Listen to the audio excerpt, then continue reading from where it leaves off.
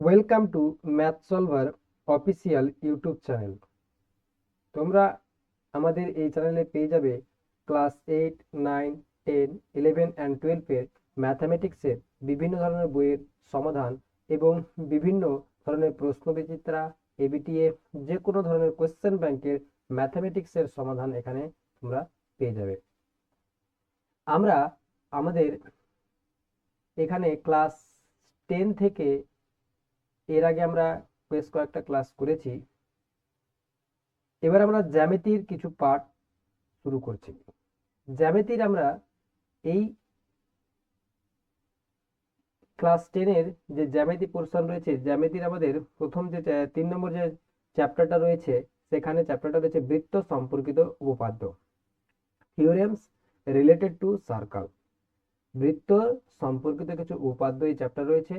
এই চ্যাপ্টারটা আমরা শুরু করছি। তবে এই চ্যাপ্টারটা শুরু করার আগে বলবো, যারা এখনো পর্যন্ত চ্যানেলটা সাবস্ক্রাইব করেনি তারা অবশ্যই চ্যানেলটা সাবস্ক্রাইব করবে এবং পাশে থাকা বেল আইকনটিও ক্লিক করবে, যাতে আমাদের ভিডিও আপলোড হওয়ার সঙ্গে সঙ্গে এর নোটিফিকেশন তোমাদের কাছে পৌঁছে যায়। তবে চ্যাপ্টার শুরু করছি আজকে। চ্যাপ্টারের নাম হচ্ছে বৃত্ত সম্পর্কিত উপপাদ্য। তাহলে এই চ্যাপ্টার থেকে বুঝে যাচ্ছে যে বৃত্তের সম্পর্কিত কিছু জিনিস আমাদের জানতে পারবো এখান থেকে। বৃত্তের কনসেপ্টগুলো, বৃত্তে নিয়ে আমাদের এই চ্যাপ্টারে আলোচনা করা হবে। এখানে তাহলে সর্বপ্রথম চ্যাপ্টার শুরু করার আগে আমরা বৃত্তের সংজ্ঞাটাকে দেখব, যে বৃত্তের সংজ্ঞাটা কি। আমরা সর্বপ্রথমে বৃত্তের সংজ্ঞাটা আমরা পড়ব। তাহলে বৃত্তের সংজ্ঞা আমাদের কি দিয়েছে, এই বৃত্তের সংজ্ঞাটা কি আমরা সর্বপ্রথমে এটাকে আমরা দেখব। তারপরে তাহলে বৃত্তের সংজ্ঞা কি বলছে, বৃত্ত বলছে একটা নির্দিষ্ট বিন্দুকে কেন্দ্র করে, একটি নির্দিষ্ট বিন্দুকে কেন্দ্র করে সর্বদা সমান দূরত্ব বজায় রেখে অন্য একটি বিন্দু তার চারদিকে একবার ঘুরে এলে যে বক্ররেখা তৈরি হয় তাকে বৃত্ত বলে। এটা হচ্ছে বৃত্তের সংজ্ঞা। তো বৃত্তের সংজ্ঞাটা আমরা প্রথমে একবার বুঝবো, জিনিসটা কি জিনিস। বলছে একটা নির্দিষ্ট বিন্দুকে কেন্দ্র করে, বুঝছে না, একটা নির্দিষ্ট বিন্দুকে কেন্দ্র করে। তাহলে একটা নির্দিষ্ট বিন্দু আমি নিচ্ছি, এই বিন্দুকে কেন্দ্র করে সমান দূরত্ব বজায় রেখে, ধরুন এখান থেকে একটা দূরত্ব নিলাম, সমান দূরত্ব বজায় রেখে অপর আরেকটা বিন্দু, যেটা ধরলাম এটা হচ্ছে ও বিন্দু, আর একটা বিন্দু আমি নিলাম যেটা হচ্ছে পি বিন্দু।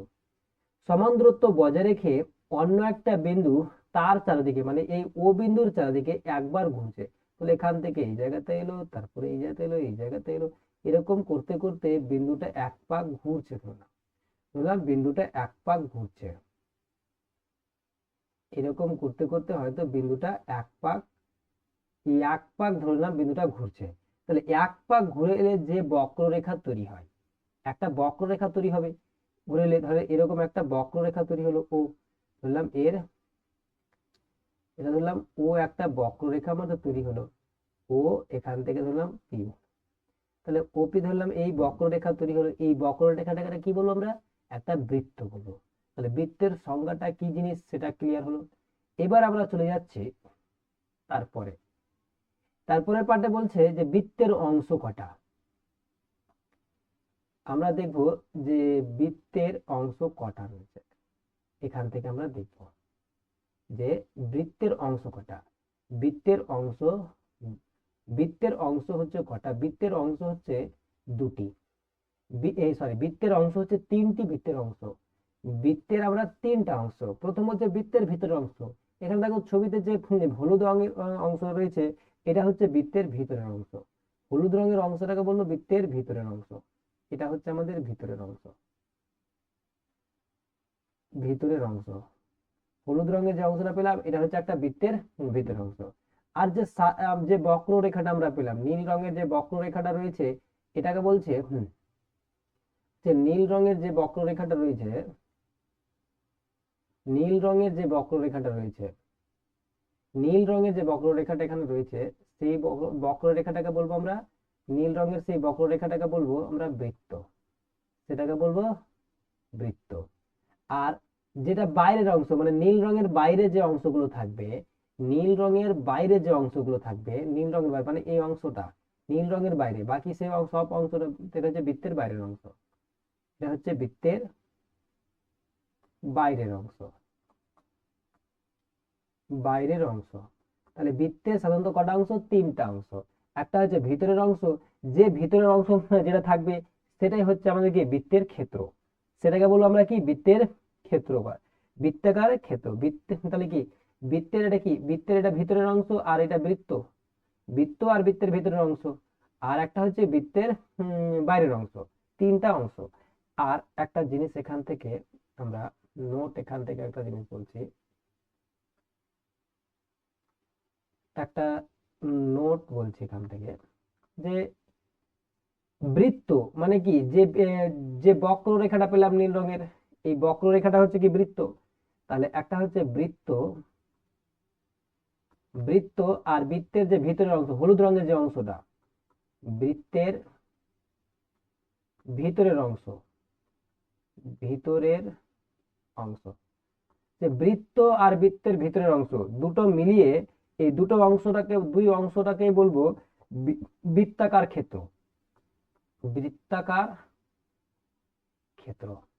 দুই অংশটাকে বলবো আমরা বৃত্তাকার ক্ষেত্র। যদি আমার একটা এরকম একটা বৃত্ত যদি হলো, ধরে নাম এটা একটা বৃত্ত, তাহলে এই বৃত্তটার, এই বৃত্তটা হলো না, ধরলাম আমি একটা বৃত্ত এখানে আমি নিচ্ছি, যে এই একটা আমি বৃত্ত নিলাম,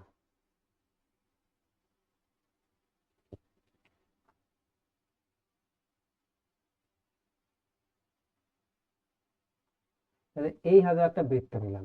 বলছে এই বৃত্তের, এই যে একটা বৃত্ত নিলাম, এই বৃত্তটার, এই বৃত্তটার এটা হচ্ছে একটা বৃত্ত, এইটাকে বলবো বৃত্ত। আর ভিতরে এটা হচ্ছে বৃত্তের ভিতরের অংশ, এটা হচ্ছে আমার ভিতরের অংশ, এটা হচ্ছে আমার ভিতরের অংশ। তাহলে বৃত্ত আর বৃত্তের ভিতরের অংশ দুটো অংশটাকে মিলিয়ে আমরা বলবো কি বৃত্তাকার ক্ষেত্র। তাহলে এই যে পুরো অংশ, বৃত্তের ভিতরে যে অংশ হচ্ছে, এটাই সবটা মিলে তাহলে কি হচ্ছে, পুরোটাই হচ্ছে আমার বৃত্তাকার ক্ষেত্র। এটাই হচ্ছে একটা বৃত্তাকার ক্ষেত্র, বৃত্তাকার ক্ষেত্র মানে ক্ষেত্র, বৃত্তাকার ক্ষেত্র, সার্কুলার রিজিয়ন, এটাকে বলে আমরা বৃত্তাকার ক্ষেত্র। তাহলে বৃত্তের অংশ কি জিনিস সেটা আমরা দেখলাম। এবার তারপরে চলে যাবো, তারপরে হচ্ছে যে কেন্দ্র কি জিনিস আমরা দেখবো। এবার আমরা দেখব যে বৃত্তের কেন্দ্রটা কি জিনিস। বৃত্তের কেন্দ্র বলছে কি, কেন্দ্র কি, তাহলে কেন্দ্র কি জিনিস। আমরা বৃত্তের সংজ্ঞাতে কি দেখলাম, বৃত্তের সংজ্ঞা প্রথমে পড়লাম যে একটা একটা নির্দিষ্ট বিন্দুকে কেন্দ্র করে সর্বদা সমান দূরত্ব বজায় রেখে, না একটা নির্দিষ্ট বিন্দুকে কেন্দ্র করে, যে একটা নির্দিষ্ট বিন্দু, এই নির্দিষ্ট বিন্দুটাকে বলছিলাম আমরা কি বৃত্তের কেন্দ্র বলবো, নির্দিষ্ট বিন্দুটাকে বলবো বৃত্তের কেন্দ্র। তাহলে কেন্দ্র কাকে বলা হয়, একটা নির্দিষ্ট বিন্দুকে বলা হয় বৃত্তের কেন্দ্র। তাহলে কেন্দ্র এখানে ও হচ্ছে কি, এখানে ও হচ্ছে, এখানে চিত্রে ও হচ্ছে বৃত্তের কেন্দ্র। এবার বৃত্তের পরিধিটা কি জিনিস, তারপরে আমরা দেখবো বৃত্তের পরিধি। যে বক্ররেখাটা তৈরি হলো, সংজ্ঞাতে পড়েছিল যে একটা নির্দিষ্ট বিন্দুকে কেন্দ্র করে সর্বদা সমান দূরত্ব বজায় রেখে অন্য একটি বিন্দু তার চারদিকে একবার ঘুরলে যে বক্ররেখা তৈরি হয়, একটা বক্ররেখা তৈরি হচ্ছিল। তাহলে এই যে বক্ররেখাটা একটা তৈরি হলো, এই বক্ররেখাটাকেই আমরা বলবো বৃত্তের পরিধি। তাহলে বক্ররেখাটার যে দৈর্ঘ্য পাবো, বক্ররেখাটার যে দৈর্ঘ্য পাবো সেই দৈর্ঘ্যটাকে বলো বৃত্তের পরিধি। বক্ররেখাটার দৈর্ঘ্যকে বলা হবে কি বৃত্তের পরিধি। এবার হচ্ছে বৃত্তের ব্যাসার্ধ। বৃত্তের ব্যাসার্ধ কি, বৃত্তের ব্যাসার্ধ বলছে বৃত্তের কেন্দ্র থেকে, ব্যাসার্ধ বলছে কি বৃত্তের কেন্দ্র থেকে পরিধি পর্যন্ত বিস্তৃত রেখাংশকে, এটা হচ্ছে বৃত্তের বৃত্তের কেন্দ্র। ও হচ্ছে বৃত্তের কেন্দ্র, বৃত্তের কেন্দ্র থেকে পরিধি পর্যন্ত বিস্তৃত, বললাম এ নিলাম। তাহলে পরিধি পর্যন্ত বিস্তৃত রেখাংশটাকে বলবো বৃত্তের ব্যাসার্ধ। তাহলে ও এটা কি হচ্ছে বৃত্তের ব্যাসার্ধ, ও এ হচ্ছে কি এখানে বৃত্তের ব্যাস। আর ব্যাস, এবার তারপরে আমরা দেখবো যে বৃত্তের ব্যাসটা কি জিনিস। এবার আমরা দেখবো বৃত্তের ব্যাস। ব্যাস কি জিনিস বলছে, ব্যাসের সংজ্ঞা বলছে বৃত্তের কেন্দ্রগামী যে রেখাংশ উভয় দিকে পরিধি পর্যন্ত বিস্তৃত তাকে বৃত্তের ব্যাস বলে। বৃত্তের কেন্দ্রগামী যে রেখাংশ উভয় দিকে পরিধি পর্যন্ত বিস্তৃত, বৃত্তের কেন্দ্রগামী যে রেখাংশ উভয় দিকে পরিধি পর্যন্ত বিস্তৃত। কেন্দ্রগামী ধরলাম এই একটা রেখাংশ উভয় দিকে, এদিকেও আবার এদিকে, উভয় দিকে পরিধি পর্যন্ত বিস্তৃত রেখাংশটাকে বলবো বৃত্তের ব্যাস। তাহলে এ বি ধরলাম, এ বিটা হচ্ছে কি একটা বৃত্তের ব্যাস, এ বি হচ্ছে একটা কি বৃত্তের ব্যাস। এবার বৃত্তের জ্যা, তারপরে সংজ্ঞা বলছে বৃত্তের জ্যা কি জিনিস। বৃত্তের জ্যা, বৃত্তের জ্যা বলছে কোন বৃত্তের পরিধির উপর অবস্থিত যে কোনো দুটি বিন্দুর সংযোজক রেখাংশকে বলা হয় বৃত্তের জ্যা। বৃত্তের জ্যা কি বলছে, বলছে বৃত্তের পরিধির উপর অবস্থিত, ধরলাম পরিধির উপর অবস্থিত একটা বিন্দু আমি এখানে নিলাম, যে এটা বিন্দু একটা পি নিলাম, এবং অবস্থিত আর একটা বিন্দু, পরিধির উপর অবস্থিত যে কোনো দুটো বিন্দু, তাহলে এই জায়গাতে একটা বিন্দু নিলাম আমি কিউ।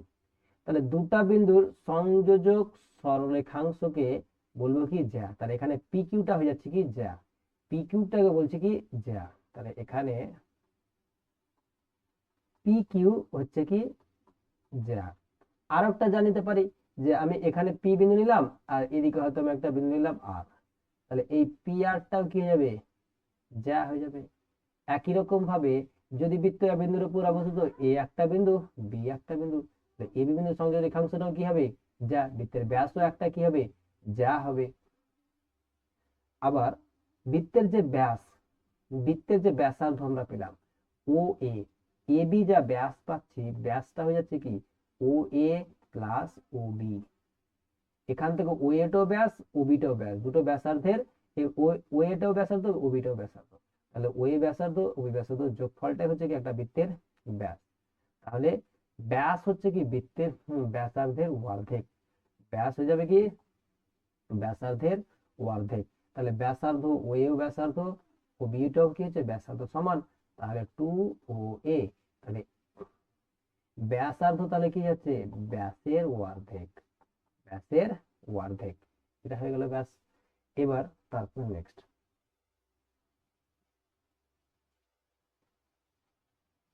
এবার হচ্ছে বৃত্তচাপ।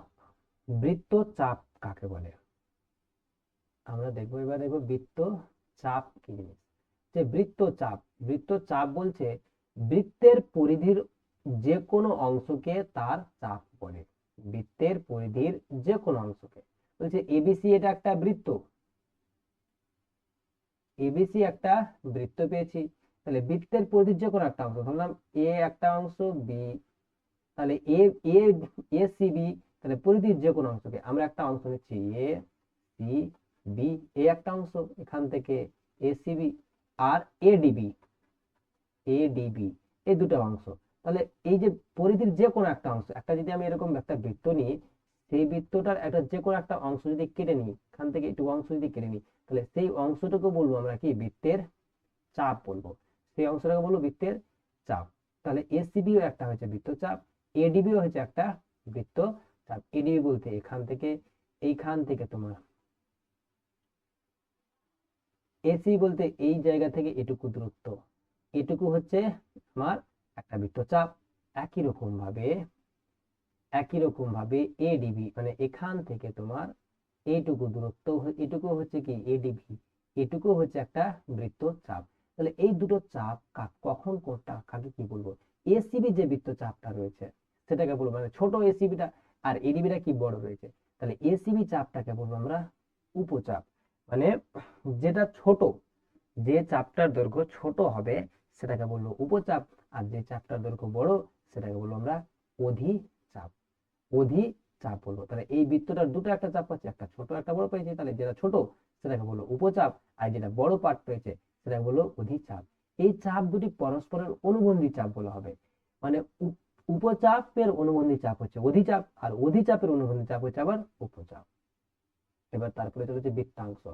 বৃত্তাংশ কি জিনিস, হচ্ছে বৃত্তের কোন জ্যা একটা বৃত্তকে যে দুটি অংশে বিভক্ত করে, বৃত্তের কোন জ্যা একটা বৃত্তকে যে দুটি অংশে বিভক্ত করে সেই অংশটির প্রত্যেকটিকে বৃত্তাংশ বলে।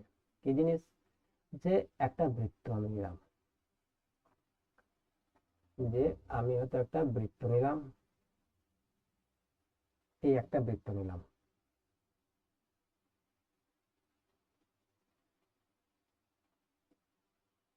এই হলো একটা বৃত্ত, যে বৃত্তের কোন একটি জ্যা, বৃত্তের কোন একটি জ্যা, পেলাম এই একটা জ্যা পি কিউ, ও কেন্দ্র ধরলাম, এটা হচ্ছে ও কেন্দ্র বৃত্ত। তাহলে বৃত্তের কোন একটি জ্যা বৃত্তকে কি দুটি অংশে বিভক্ত করেছে, এখানকার একটা এই অংশ আর একটা হচ্ছে এই অংশ, দুটি অংশে বিভক্ত করেছে। তাহলে দুটি অংশে বিভক্ত করেছে, সেই অংশ যদি প্রত্যেকটিকে, তাহলে এখানকার এই অংশটা আমরা যে পেয়েছি, এই অংশটা হচ্ছে একটা কি বৃত্তের একটা বৃত্তাংশ। এখানকার এই অংশ রঙিন করা যে, এই যে রঙিন করা অংশ, এই রঙিন করা অংশটিকেও বলছি আমরা কি একটা বৃত্তাংশ। এই অংশটি হচ্ছে একটা বৃত্তাংশ। বৃত্তাংশ দুটি ক্ষেত্রফল সমান হলে, দেখো উপরে যা বৃত্তাংশ, নিচের বৃত্তাংশটা কি ক্ষেত্রফল দুটো কি সমান।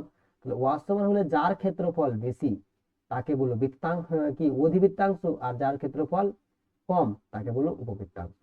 তাহলে উপবৃত্তাংশ হচ্ছে কি যার ক্ষেত্রফল বেশি তাকে বলবো অধিবৃত্তাংশ, অধি মানে সবচেয়ে বেশি, আর উপ উপ মানে ছোট।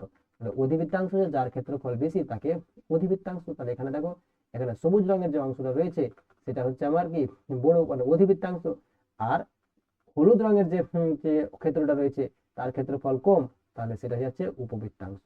এটা হচ্ছে আমার উপবৃত্তাংশ, এই অংশটা হচ্ছে আমার অধিবৃত্তাংশ। তাহলে বৃত্তাংশ হয়ে গেল। এবার আমরা চলে যাব বৃত্তকলা। বলছে বৃত্তকলা বলছে দুটি ব্যাসার্ধ, ধরলাম যে আমার একটা বৃত্ত রয়েছে, যেটা হচ্ছে কেন্দ্র, এটা একটা বৃত্ত, আর ও এ একটা ব্যাসার্ধ, ও বি একটা ব্যাসার্ধ। তাহলে দুটি ব্যাসার্ধ, একটা ও এ ব্যাসার্ধ আর ও বি ব্যাসার্ধ, দুটি ব্যাসার্ধ এবং তার মধ্যবর্তী বৃত্তচাপ। এই যে আমরা রং করা যে অংশটা রয়েছে, এটা হচ্ছে আমার কি রং করা অংশটা হচ্ছে আমার কি একটা বৃত্তচাপ। এখানকার এই যে রং করা অংশটা আমরা পাচ্ছি, এটা হচ্ছে আমার কি একটা বৃত্তচাপ। তাহলে একটা বৃত্তচাপ দ্বারা কি দুটি ব্যাসার্ধ আর বৃত্তচাপ দ্বারা সীমাবদ্ধ ক্ষেত্রটাকে, এই হলুদ রঙের ক্ষেত্রটাকে বলবো আর কি বৃত্তকলা। হলুদ রঙের ক্ষেত্রটাকে বলবো আমরা কি বৃত্তকলা। তাহলে একটা ব্যাসার্ধ থাকবে, ওয়ে একটা ব্যাসার্ধ, একটা যদি বৃত্ত থাকে, বৃত্তে ধরলাম এটা একটা বৃত্ত ও কেন্দ্রবৃত্ত ও এ, আর একই রকম হবে ও বি। তাহলে বলছে এই দুটি ব্যাসার্ধ আর এই যে একটা বৃত্তকলা, এটা একটা কি একটা ক্ষেত্র। তাহলে একটা বৃত্তচাপ দ্বারা সীমাবদ্ধ একটা ক্ষেত্র। তাহলে একটা দুটি ব্যাসার্ধ আর এটা হচ্ছে বৃত্তচাপ, বৃত্তচাপ দ্বারা দুটি ব্যাসার্ধ, একটা ওয়ে আর একটা ওবি, আর একটা বৃত্তচাপ হচ্ছে কি এবি। এটা কি এখানকার এবিটা হচ্ছে বৃত্তচাপ। তাহলে বৃত্তচাপ দ্বারা সীমাবদ্ধ ক্ষেত্রটাকে বলে, তাহলে এইটুকু অংশটাকে বলবো কি এই রং করা অংশটাকে হয়ে গেল একটা বৃত্তকলা। এখানে চিত্রে ওয়ে হচ্ছে দুটি ব্যাসার্ধ আর এবি হচ্ছে একটা বৃত্তচাপ। তাহলে বৃত্তচাপ আর ব্যাসার্ধ দ্বারা সীমাবদ্ধ ক্ষেত্রটাকে বলবো কি বৃত্তকলা। তাহলে বৃত্তকলা কি জিনিস হলো। এবার হচ্ছে এক কেন্দ্রবৃত্ত। এবার আমরা দেখবো এক কেন্দ্রবৃত্ত। বলছে এক কেন্দ্রবৃত্তটা কাকে বলে। এক কেন্দ্রবৃত্ত হচ্ছে যদি একটি নির্দিষ্ট বিন্দুকে কেন্দ্র করে, ধরলাম একটা নির্দিষ্ট বিন্দু রয়েছে ও বিন্দুকে কেন্দ্র করে আলাদা আলাদা দৈর্ঘ্যের ব্যাসার্ধ নিয়ে যে বৃত্ত অঙ্কন করা হয়। তাহলে একটা আলাদা দৈর্ঘ্যের ব্যাসার্ধ, এই একটা ব্যাসার্ধ ধরলাম ও এ, তারপরে আর একটা এই বৃত্তের ব্যাসার্ধ হচ্ছে ও বি, তারপরে বৃত্তের ব্যাসার্ধ হচ্ছে ও সি। বৃত্তের কেন্দ্র একই থাকবে কিন্তু ব্যাসার্ধ আলাদা আলাদা নিয়ে যেগুলো বৃত্ত অঙ্কন করা হবে সেটা হচ্ছে এক কেন্দ্রীয় বৃত্ত। এবার হচ্ছে সর্বসমবৃত্ত। বলছে তার ব্যাসার্ধ গুলো দৈর্ঘ্য নির্দিষ্ট দৈর্ঘ্যের ব্যাসার্ধ নিয়ে, ধরলাম প্রথমে এই যে নির্দিষ্ট দৈর্ঘ্যের ব্যাসার্ধ নিয়ে, ধরলাম এর ব্যাসার্ধ কেন্দ্র হচ্ছে ও একটা নির্দিষ্ট ব্যাসার্ধ নিয়ে, তাহলে ও এ যা ব্যাসার্ধ হবে একই রকম ভাবে এই যে বৃত্তটা একটা নির্দিষ্ট ব্যাসার্ধ নিয়ে, ব্যাসার্ধ গুলো সমান। তাহলে এখান থেকে আবার কি ধরলাম যে এ পি কিউ, তাহলে ও এর দৈর্ঘ্য যা হবে পি কিউ দৈর্ঘ্য সমান একটা নির্দিষ্ট ব্যাসার্ধ নিয়ে, ধরলাম এখানে আর এস। তাহলে আর এস এর ব্যাসার্ধ কি হচ্ছে সমান হচ্ছে। তাহলে কি নির্দিষ্ট ব্যাসার্ধ নিয়ে যে বৃত্তগুলো অঙ্কন করা হবে সেটাই হচ্ছে আমার কি সর্বসম বৃত্ত বলে। একটা নির্দিষ্ট ব্যাসার্ধ নিয়ে যেসব বৃত্ত অঙ্কন করা হবে, আলাদা আলাদা বিন্দুকে কেন্দ্র করে যে বৃত্তগুলো অঙ্কন, একটা নির্দিষ্ট ব্যাসার্ধ নিয়ে আলাদা আলাদা বিন্দুকে কেন্দ্র করে, এখানে তাহলে ও বিন্দুকে কেন্দ্র করে একটা বৃত্ত অঙ্কন করেছে, পি বিন্দুকে কেন্দ্র করে বৃত্ত অঙ্কন করেছে, আর বিন্দুকে কেন্দ্র করে বৃত্ত অঙ্কন করা হয়েছে। ব্যাসার্ধ গুলো কি হবে, ব্যাসার্ধ গুলো সবসময় সমান হবে। একই রকম ব্যাসার্ধ নিয়ে আলাদা আলাদা বিন্দুকে কেন্দ্র করে যে বৃত্তগুলো অঙ্কন করা হবে সেই সমস্ত বৃত্তগুলো বলা হবে সর্বসম বৃত্ত। আর তাহলে এই হলো বৃত্তের কনসেপ্ট।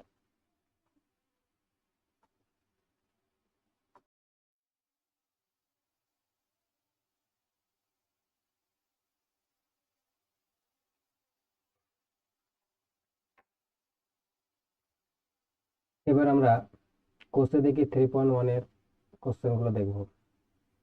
যে 1 নম্বর কোশ্চেন কি বলেছে, পাশের অকেন্দ্র বৃত্তের ছবি দেখি ও কোন কোন ব্যাসার্ধ PAQ বৃত্তাংশে অবস্থিত।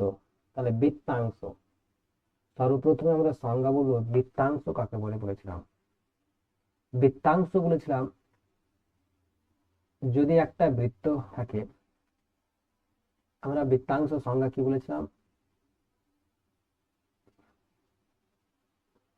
যে একটা বৃত্তের, যে এই একটা বৃত্ত অকেন্দ্র বৃত্ত, অকেন্দ্র বৃত্তের একটা, ধরলে একটা বৃত্তের একটি ব্যাসার্ধ, এই একটি যে কোনো একটি যা বৃত্তকে দুটি অংশে বিভক্ত করে, তার প্রত্যেকটিকে বলা হয় কি বৃত্তাংশ, প্রত্যেকটিকে বলা হয় বৃত্তাংশ। তাহলে এই বৃত্তাংশের, এই বৃত্তাংশে তাহলে আমাকে এই চিত্রে তাহলে প্রত্যেকটিকে বলা হয় বৃত্তাংশ, তাহলে এটা একটা বৃত্তাংশ, এটা একটা বৃত্তাংশ। এই ছিল আমাদের সংজ্ঞা পড়েছিলাম। তাহলে এইখানে আমাকে বলেছে PAQ বৃত্তাংশে, PAQ এখান থেকে এটুকু বৃত্তাংশে, এইটুকু রেড এরিয়ার মধ্যে যেটুকু বৃত্তাংশ আমার রয়েছে, এইটুকু বৃত্তাংশে অবস্থিত কোন কোন ব্যাসার্ধ অবস্থিত সেটা আমাকে বলতে বলেছে। তাহলে ব্যাসার্ধ কি কি রয়েছে, ব্যাসার্ধ রয়েছে একটা OA ব্যাসার্ধ রয়েছে, একটা OP ব্যাসার্ধ রয়েছে, একটা OB ব্যাসার্ধ রয়েছে, একটা OQ ব্যাসার্ধ রয়েছে। দুটো এই কয়েকটা এই চারটা ব্যাসার্ধ আমাদের এখানে আমাদের রয়েছে।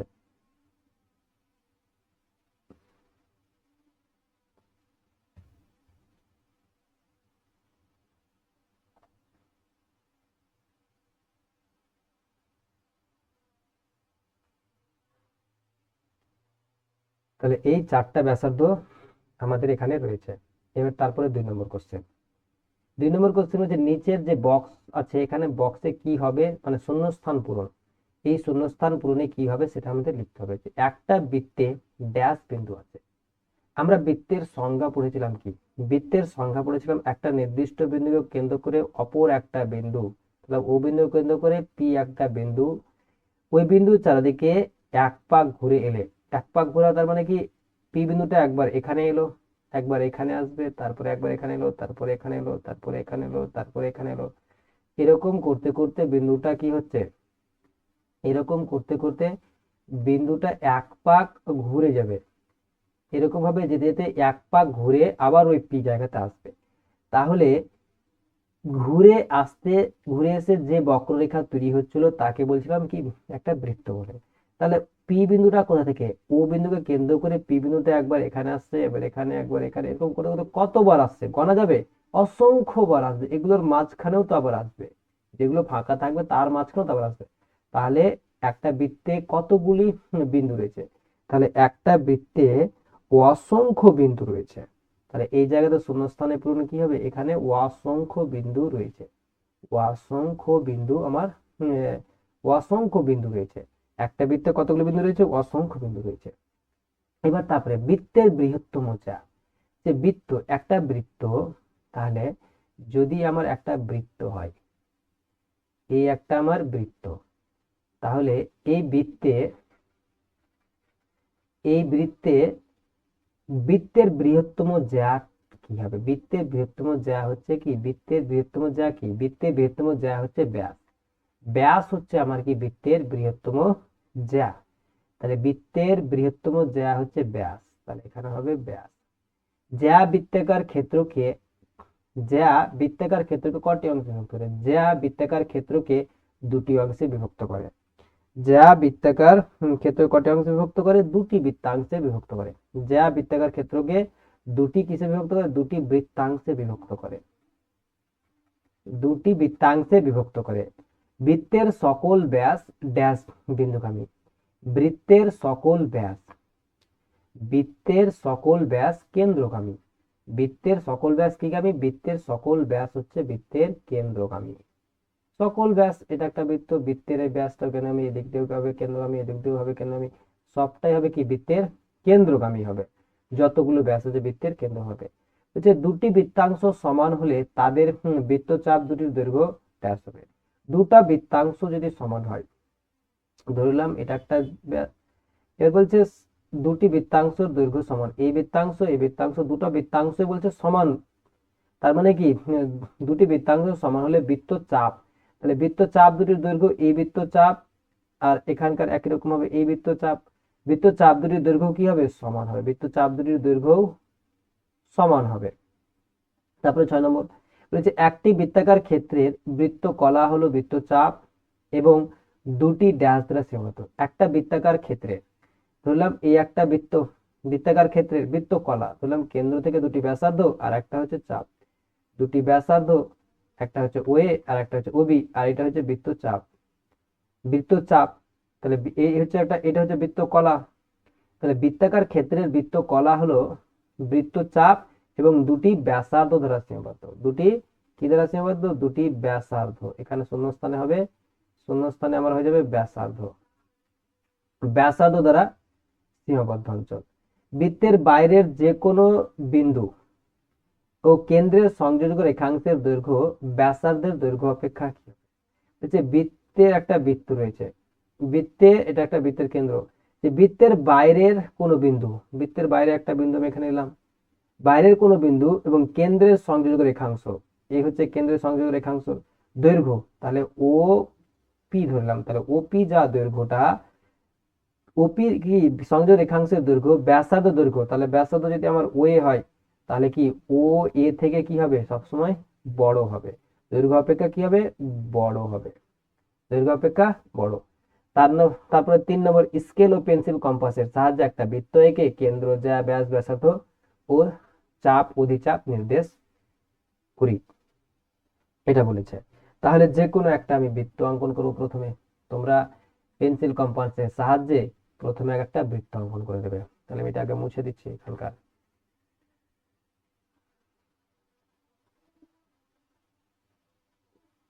আমি প্রথমে একটা বৃত্ত অঙ্কন করছি, এই যে আমি একটা বৃত্ত নিলাম, এই বৃত্তের কেন্দ্র হচ্ছে ও, তাহলে ও কেন্দ্র একটা বৃত্তি পেয়ে প্রথমে কেন্দ্র, তাহলে কেন্দ্র হচ্ছে কি? তাহলে এটা চিত্র 3 নম্বর কোশ্চেন, চিত্রে ও হলো কেন্দ্র, ও হচ্ছে কেন্দ্র। এবার তারপরে বলেছিল জ্যা, একটা জ্যা আমি অঙ্কন করলাম, এ বি একটা জ্যা, এ বি, এ বি হচ্ছে জ্যা। তারপর বলছে ব্যাস, ধরলাম আমি একটা ব্যাস অঙ্কন করছি,